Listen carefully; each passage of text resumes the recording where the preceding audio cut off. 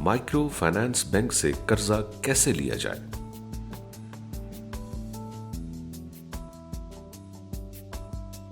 मुझे कर्जा लेने के बारे में कुछ मालूमात चाहिए। माइक्रो फाइनेंस बैंक से आप ज़राअत, लाइफ स्टॉक, कारोबार, तालीम, घर की तामीर वगैरह के लिए कर्जा ले सकते हैं।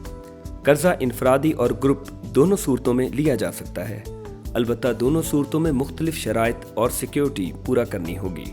अगर आप ग्रुप लोन लेना चाहते हैं तो ग्रुप में शामिल तमाम अफराद को लोन ऑफिसर से मुलाकात करनी होगी, जो कि दरख्वास्त फॉर्म पुर करके ग्रुप का लीडर मुंतखब करेगा और ग्रुप का नाम तजवीज़ करेगा। ग्रुप लोन लेने के लिए सिर्फ ऐसे अफराद के साथ ग्रुप बनाएं जो कि काबिल एतबार हों, क्योंकि ग्रुप लोन में एक दूसरे की माली ज़मानत सिक्योरिटी के तौर पर दी जाती है।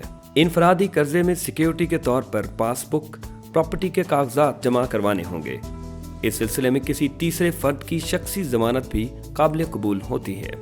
मुझे इनफरादी तौर पर ज़रूरी कर्जा चाहिए, क्या मैं दरख्वास्त जमा करवा सकता हूँ? क्यों नहीं। 18 से 64 साल की उम्र का हर वो शख्स जिसके पास कंप्यूटराइज कौमी शनाख्ती कार्ड हो और सालाना आमदनी 5 लाख रुपए से कम हो, वो कर्जे के लिए दरख्वास्त दे सकता है।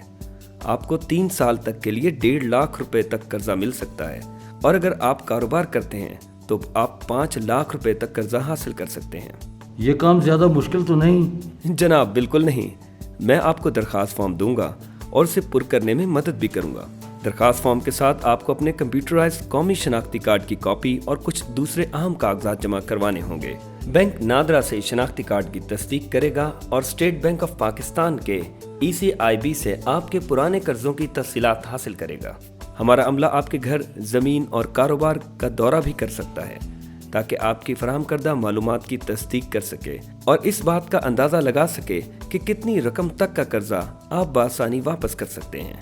दरख्वास्त की मंजूरी के बाद तमाम शराइत अच्छी तरह समझकर आपको मुआहदे पर दस्तखत करना होंगे और प्रोसेसिंग फीस जमा करवानी होगी।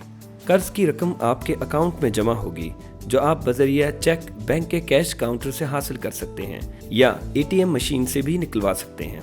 माइक्रो फाइनेंस बैंक के तमाम कर्जों की लाइफ इंश्योरेंस की जाती है, क्योंकि जिंदगी मौत का कुछ पता नहीं होता और खुदा न खास्ता अगर ऐसा कोई हादसा हो जाए तो इंश्योरेंस कंपनी कर्ज की बकिया रकम अदा करती है।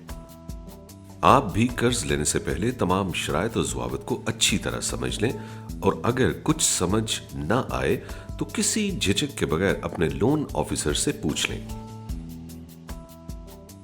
First micro finance bank financial education programme.